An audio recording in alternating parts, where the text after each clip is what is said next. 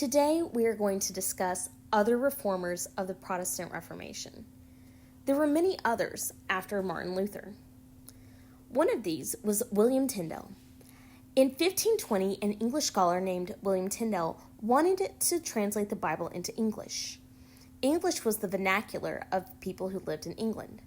He wanted everyone in England to read the Bible, just as Luther had translated it into German. Tyndale believed the church should base its actions and teachings solely on the Bible. Church leaders in England opposed his idea of translating the Bible. So, Tyndale traveled to Germany. He completed his translation of the New Testament in 1525.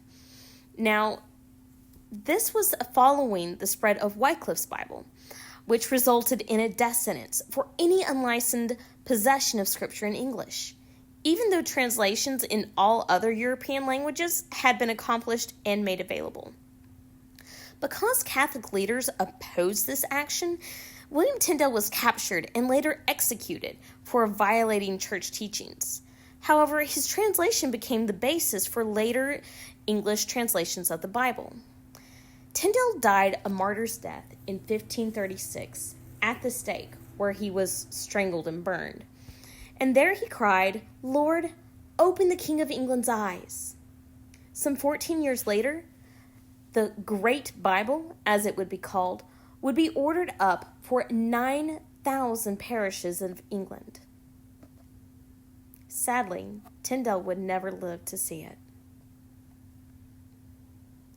Now, in the Swiss city of Geneva, another important center of the Reformation formed.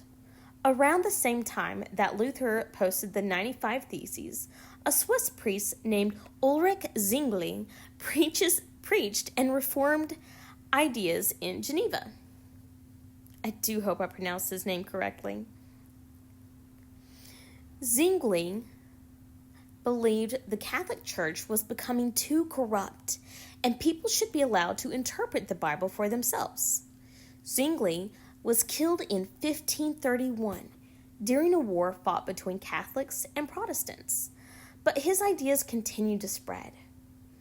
As he died, he prayed for those around him, as he was basically stabbed through and through.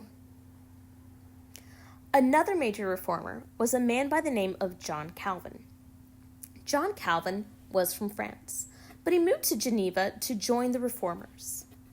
Although Calvin agreed with many of Luther's teachings, he differed in one important way. Calvin believed that people's actions and faith do not determine whether or not they will be saved and go to heaven. Calvin believed that people are chosen or predestined to be saved, even before they were born. Although he did not believe that you could change your destiny, he did believe that hard work and devotion to God were signs that an individual was chosen for salvation. Calvin's teachings gained followers, and his ideas became known as Calvinism. Calvinism spread throughout Switzerland and then to France, England, Scotland, and the Netherlands. Calvinist churches and religious services were very plain. They had no singing. Church buildings had no images of saints or decorations like those found in Catholic cathedrals of the time. No pictures of Mary, Jesus, or any character of the Bible. Calvinists also followed strict rules for behavior, which included no drinking of alcohol, no gambling, and no dancing. So I guess they never had a prom. Calvin's ideas later became the basis for the Presbyterian Church. His ideas also influenced the English Puritans, who would later leave England and settle in North America. Now, Reformed groups didn't always get along. While united in their dissent against the Catholic Church, different Protestant groups did not always agree with each other. In the 1500s, both Protestants and Catholics believed that everyone in society should have the same religion. Only everyone thought their religion should be that religion. This meant that even Protestant groups like Calvinists did not necessarily identify with other Protestant groups like Lutherans. They had different ideas about how members of society should worship and what they should believe. So, guys, this will eventually lead into a lot of conflict and religious wars. Because each Protestant group was convinced that its view of religion was correct, the group saw those with different beliefs, or even other reformers, as having dangerous ideas.